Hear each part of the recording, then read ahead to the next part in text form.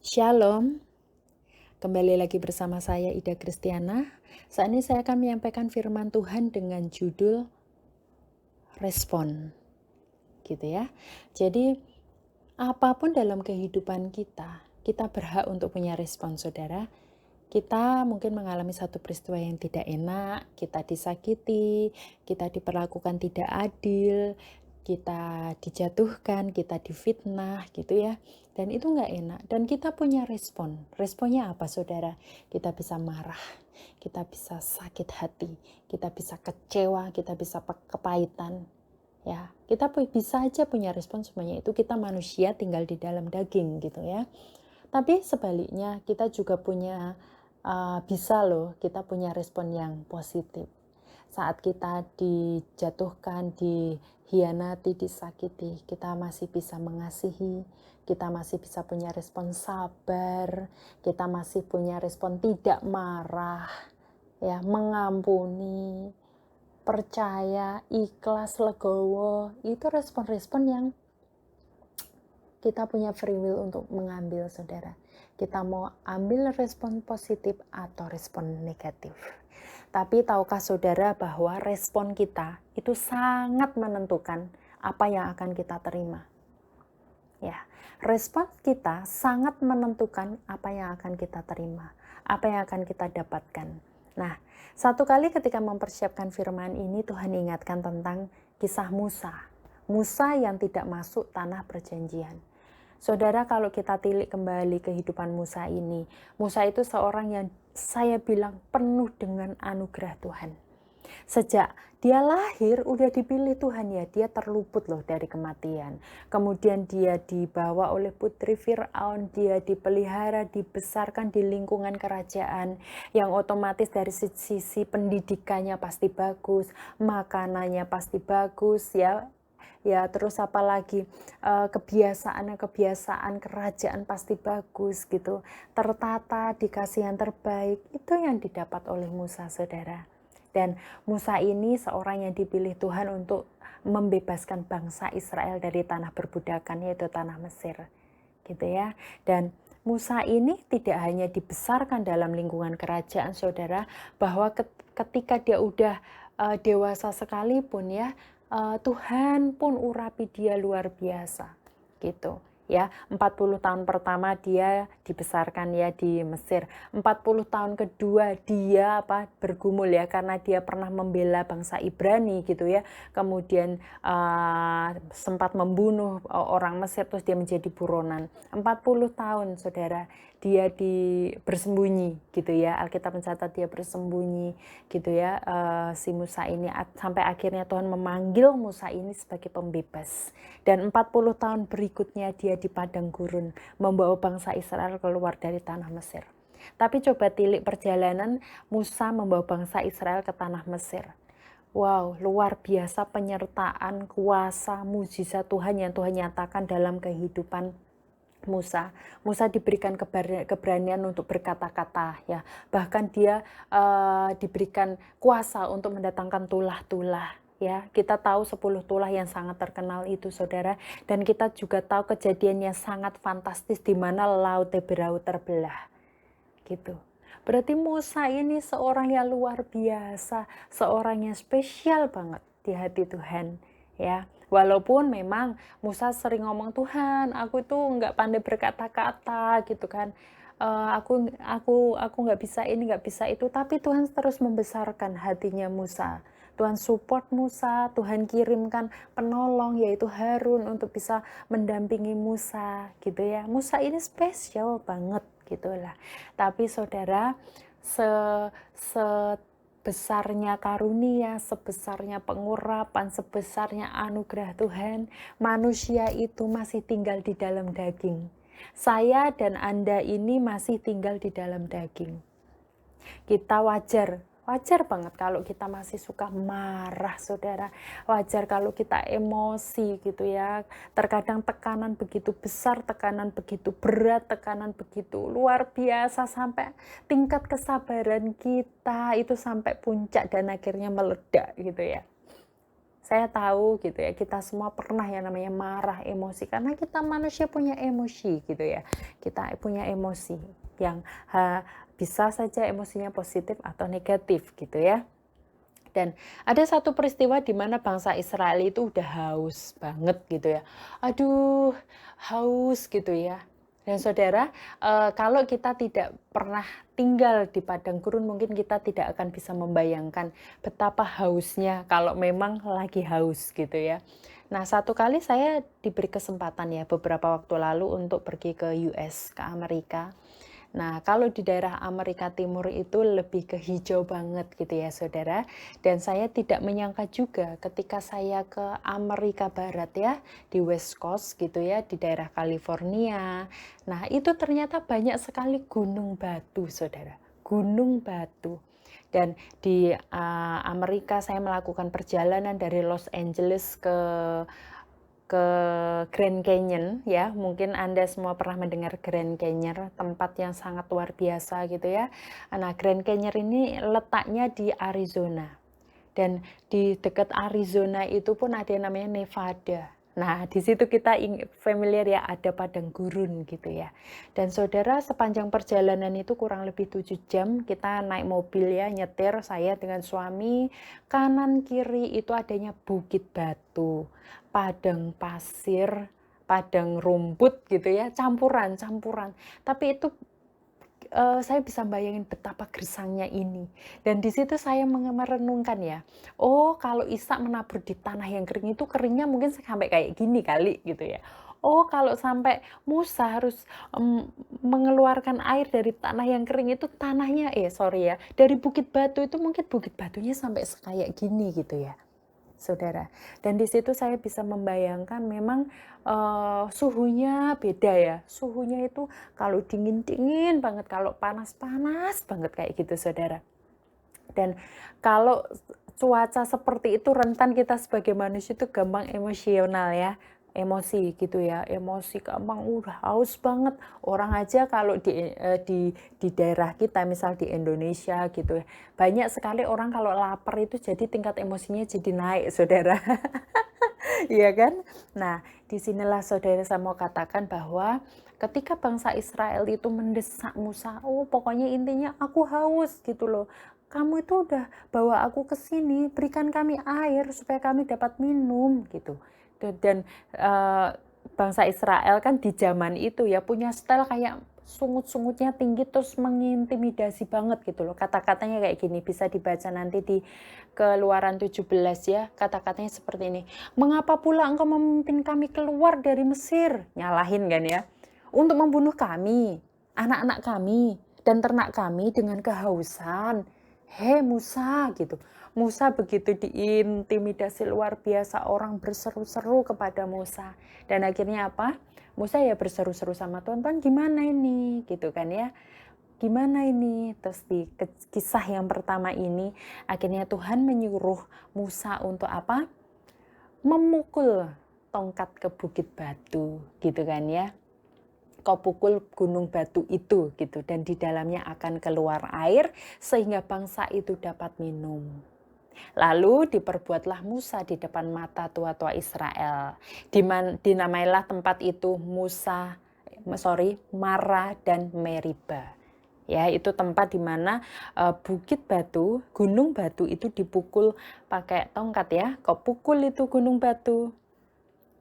Kau pukul ya, di sini tidak tertulis pakai tongkat atau pakai apa, tapi di sini adalah kau pukul. Pokoknya dipukul aja gunung batu itu, dan dari dalamnya akan keluar air gitu, saudara. Tapi ada kejadian lain, saudara. Kejadian yang kedua, peristiwa yang kedua, itu nanti bisa dibaca ya di Bilangan 20 ayat 2 sampai 13. Nah, di Bilangan ini adalah kisah di mana sama bangsa Israel juga kehausan gitu ya. Kehausan gitu, haus gitu kan ya.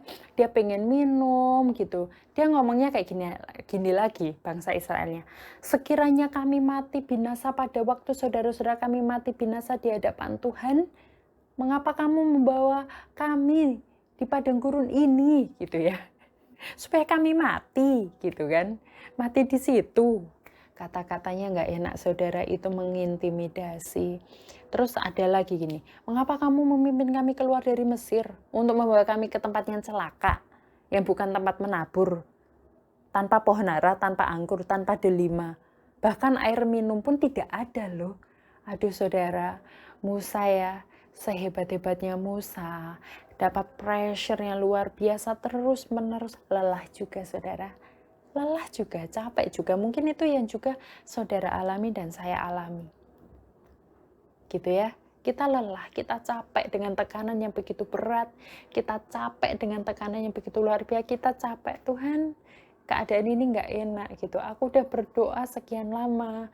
Aku terus minta kemurahan-Mu, aku terus minta kebaikan-Mu, aku terus minta kasih-Mu Tuhan untuk bisa membawa aku keluar dari tempat ini.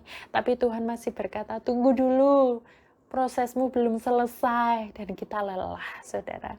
Dan hati-hati sekali saudara, kalau kita nggak sampai menjaga hati, kita akan berespon yang negatif.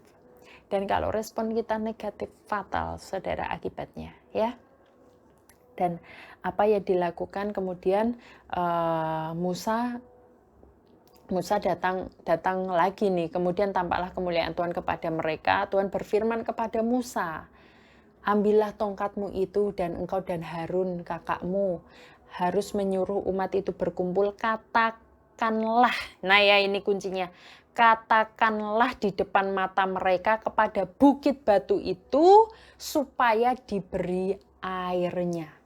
Tuhan suruh apa yang ini? Berkata-kata. Yang pertama Tuhan suruh apa? Pukul. Yang kedua ini disuruh berkata-kata. Demikianlah engkau mengeluarkan air dari bukit batu itu bagi mereka dan memberi minum umat itu serta ternaknya. Lalu Musa mengambil tongkat itu di hadapan Tuhan. Dia mengambil tongkat saudara, seperti yang diperintahkannya kepadanya ketika Musa dan Harun telah mengumpulkan jemaah itu di depan bukit batu itu. Berkatalah ia kepada mereka, dengarlah kepadaku, dengarlah kepadaku, hai orang-orang durhaka, apakah kami harus mengeluarkan air bagimu di bukit batu ini? Sesudah itu Musa mengangkat tangannya, lalu memukul bukit batu itu. Ya, memukul bukit batu. Tuhan berfirman-Nya apa? Berkata, katakanlah. Tapi yang dilakukan Musa adalah memukul bukit batu itu dengan tongkatnya 2 kali. Maka keluarlah banyak air sehingga umat itu dan ternak mereka dapat minum. Tetapi Tuhan berfirman kepada Musa dan Harun, karena kamu tidak percaya kepadaku dan tidak menghormati kekudusanku di hadapan mata orang Israel, itulah sebabnya kamu tidak akan membawa jemaah ini masuk ke negeri yang akan kuberikan kepada mereka. Itulah mata air Meriba, tempat orang Israel bertengkar dengan Tuhan dan ia menunjukkan kekudusannya di antara mereka. Saudara, luar biasa. Ayat ini memberikan saya refleksi ya dalam hati dan batin saya secara pribadi, bagaimana kita berespon. Dan tahukah saudara bahwa kita, Anda dan saya sering kali menjadi Musa-Musa ini. Menjadi Musa yang di titik lemah kita, saudara, dirasa capek kita, Tuhan berkata apa, kita lakuinnya yang lain. Ya. Padahal kalau Tuhan udah berkata apa, tinggal lakuin aja, just do it, saudara. Dan kita nggak tahu bagaimana yang di luar yang sepengetahuan kita ada sesuatu terjadi, itu di luar kendali kita, saudara. Dan bagian kita cuma just do it, lakuin aja. Karena Tuhan itu sudah merancangkan sesuatu yang mata jasmani kita bahkan tidak bisa lihat gitu. Ya, saudara. Dan demikian pula halnya dengan kisahnya Saul, saudara. Nah, tadi kita udah bahas kisah Musa ya. Di akhirnya karena Tuhan suruh untuk apa? Berkata. Kemudian dia yang lakukan memukul. Sebagai manusia kita pasti punya excuse, Tuhan aku capek gitu kan ya. Tapi ada satu kisah lagi nih, Saul ya. Kisah Saul. Selama ini Saul selalu di-highlight sebagai seorang pribadi yang pada akhir hidupnya tidak mengakhiri pertandingan dengan baik, gitu ya. Secara manusia dia matinya aja bunuh diri, ya. Terus Alkitab mencatat juga di akhir kehidupannya roh Tuhan undur dari kehidupan Saul. Tapi satu hal saudara, kisah awal Tuhan memilih Saul itu begitu luar biasa. Kita baca sama-sama ya. 1 Samuel 10. Ya, mari kita baca. 1 Samuel 9 ya. 1 Samuel 9. Ada seorang dari daerah Benyamin namanya Kish bin Abiel bin Zeror bin Bekorat bin Afiah. Seorang suku Benyamin, seorang yang berada. Ya, jadi ada seorang Benyamin namanya Kish. Kish ini adalah seorang yang berada. Orang ini ada anaknya laki-laki, namanya Saul. Jadi Saul itu punya bapak namanya Kish, dia orang berada dari suku Benyamin. Artinya Saul ini orang kaya. Nah, ayat ketiga, Kish ayah Saul ini kehilangan keledai-keledai betinanya. Sebab itu berkatalah Kish kepada Saul, anaknya, ambillah salah seorang bujang, bersiaplah dan pergilah mencari keledai-keledai itu. Oke, lalu mereka cari saudara ke pegunungan Efraim, ke Salisa, kemudian ke Sahalim gitu ya, sampai ke tanah Benyamin, tidak temu juga itu keledai-keledai gitu. Kemudian sebenarnya siapa ini Saul ini udah berpikir untuk ya udah deh balik aja. Mungkin papahnya udah cariin dia gitu. Ayahku tidak lagi memikirkan keledai itu, tapi khawatir mengenai kita. Oh ya, sedikit hal yang menarik tentang Saul kita baca di ayat 2 saudara. Orang ini ada anaknya laki-laki namanya Saul, seorang muda yang elok rupanya. Tidak ada seorang pun dari antara orang Israel yang lebih elok daripadanya. Dari bahu ke atas lebih tinggi daripada setiap orang sebangsanya. Jadi kalau saya bayangin Saul ini wow banget, karismatik, kaya ya, dari keluarga berada gitu kan ya, ganteng pasti saudara, tinggi, ganteng gitu ya. Kalau saya punya istilah 5T, tinggi, tampan, tajir, takut Tuhan, tanggung jawab gitu ya. Jadi Saul ini luar biasa gitu. Tapi ya coba lihat saudara, Saul ini ya mau loh disuruh orang tuanya cari keledai-keledai itu, ya kan?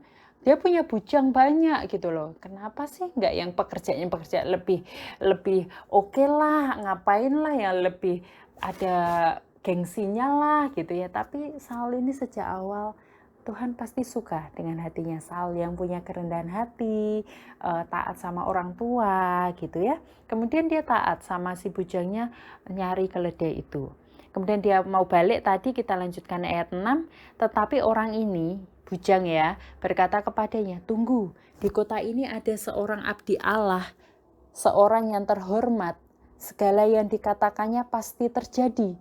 Marilah kita pergi ke sana sekarang juga, mungkin kita dapat memberitahukan kepada kita tentang perjalanan yang kita tempuh ini.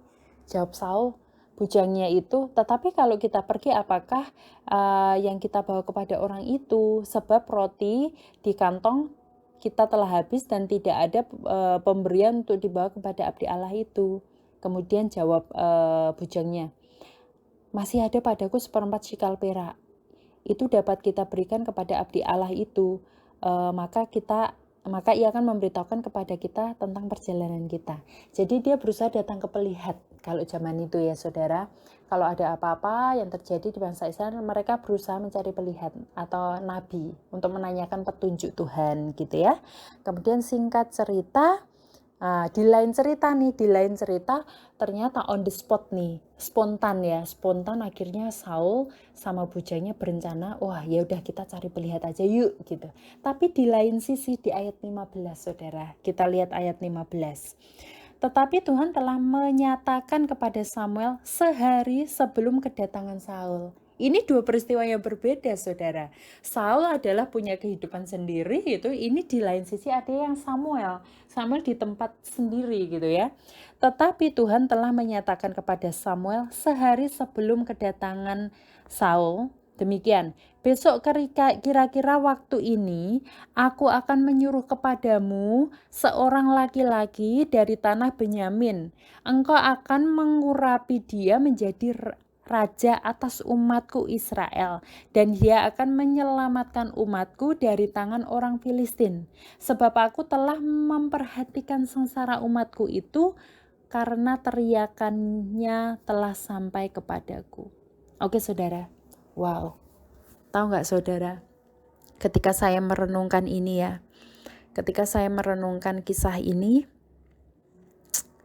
di lain sisi ya, Saul itu nggak punya plan apa-apa. Intinya ya udah, papaku nyuruh aku untuk cari keledai. Ya udah aku cari dengan segenap hati, kesini gitu. Dan Alkitab mencatat beberapa hari gitu ya. Memang saya nggak menemukan totalnya berapa hari secara fix, tapi itu beberapa hari, dan juga rotinya sudah habis, bekalnya habis, terus di last minute mereka baru punya ide. Ya udah, kita tanyain aja kepada pelihat atau nabi Tuhan. Oke, mereka akhirnya cari. Di lain sisi, saudara, Tuhan itu merancangkan sesuatu yang Saul tidak ketahui sebelumnya, yaitu Tuhan mewartakan atau menyatakan kepada Samuel tentang kedatangan Saul. Dan Saul ini sudah mempersiapkan makanan, hidangan yang terbaik gitu ya. 1 hari sebelumnya itu udah dipersiapkan semuanya. Dan Tuhan udah ngomong ya tadi ya, seorang laki-laki dari tanah Benyamin gitu. Dan kita tahu di akhir dari kisah ini kita baca di ayat 1 Samuel 10, lalu Samuel mengambil buli-buli berisi minyak, dituangkannya lah ke atas kepala Saul, diciumnyalah ia sambil berkata, bukankah Tuhan telah mengurapi engkau menjadi raja atas umatnya Israel? Engkau akan memegang tambuk pemerintahan atas umat Tuhan, dan engkau akan menyelamatkannya dari tangan musuh-musuh di sekitarnya. Inilah tanda bagimu bahwa Tuhan telah mengurapi engkau menjadi raja atas miliknya sendiri. Wow, wow, wow. Amazing saudara. Dan dari kisah ini saya belajar satu hal. Saudara, mungkin yang ada di depanmu itu sesuatu yang apa sih gitu, cari keledai apa sih, pekerjaannya di depanmu apa sih ini, tidak menunjukkan satu tanda-tanda engkau akan diberkati ya, secara ukuran manusia ya. Mungkin apa yang di depanmu tidak menunjukkan tanda-tanda hidupmu akan dipulihkan.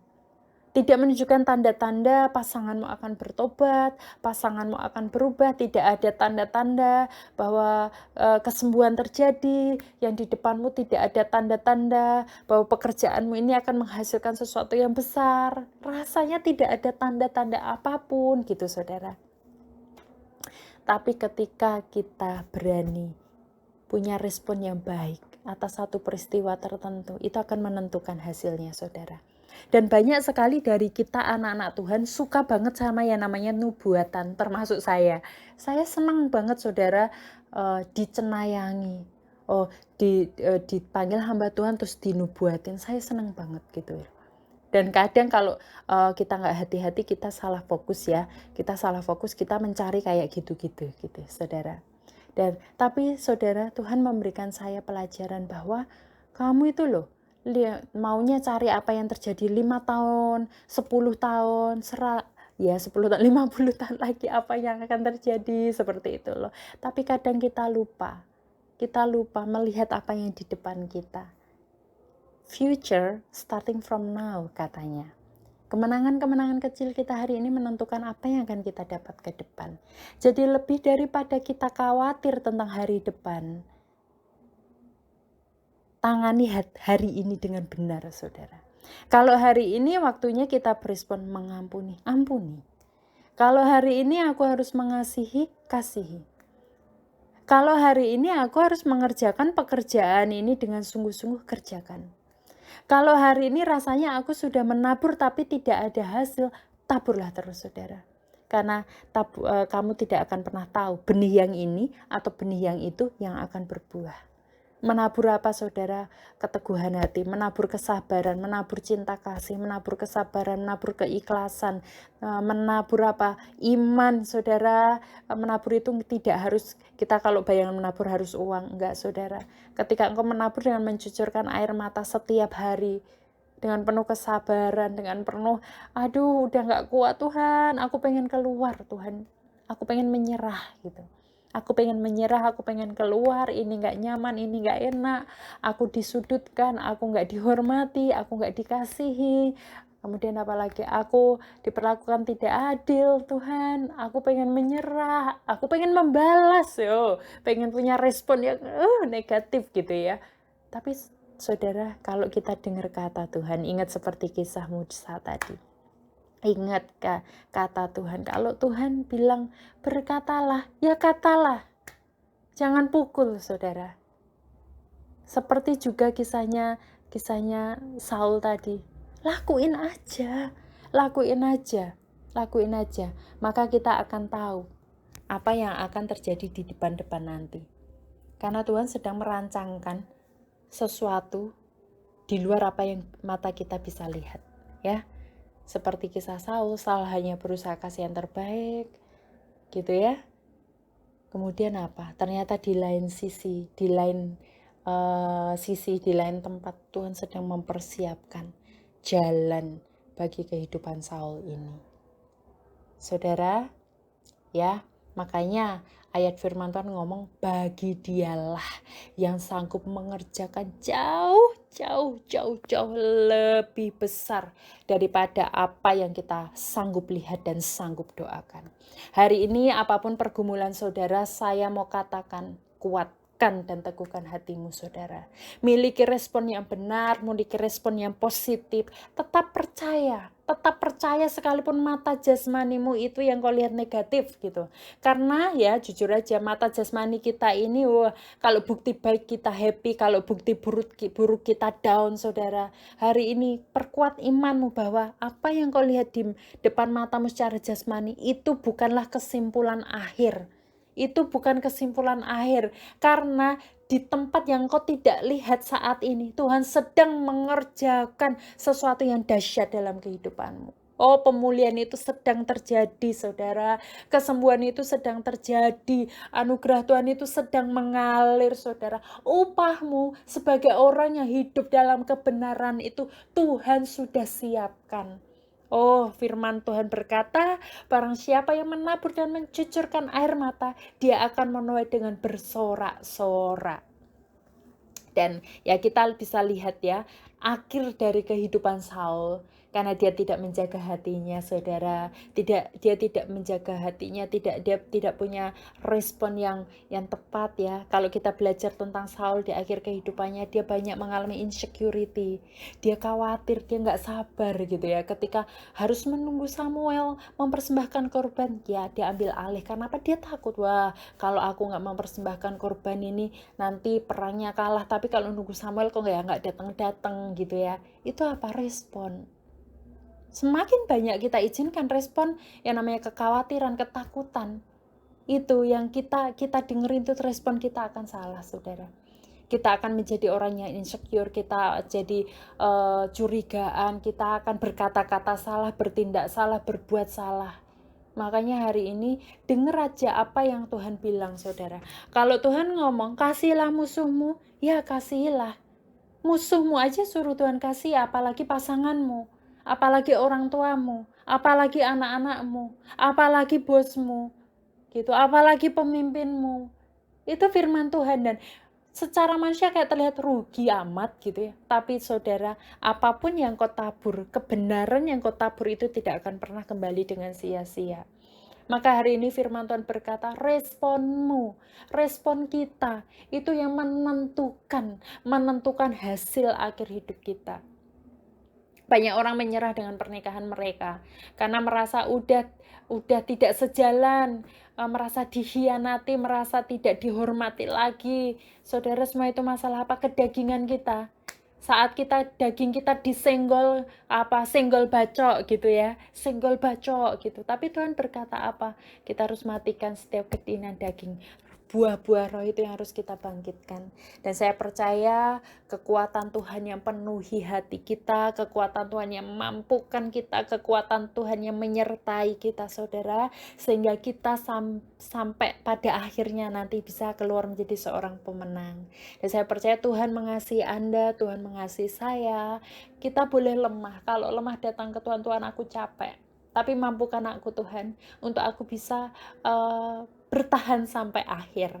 Oke saudara, tetap semangat. Saya percaya kehidupan kita aman dalam tangan Tuhan, keuanganmu aman dalam tangan Tuhan, hidupmu, keluargamu aman dalam tangan Tuhan. Lebih daripada kita sibuk cari berkat, sibuk cari ini, cari itu. Sibuklah untuk menjadi orang benar. Karena firman Tuhan berkata, berkat Tuhan ada di atas kepala orang benar. Berkat itu berbicara kemurahan Tuhan, kebaikan Tuhan, penyertaan Tuhan, anugerah Tuhan. Tuhan Yesus memberkati. Haleluya.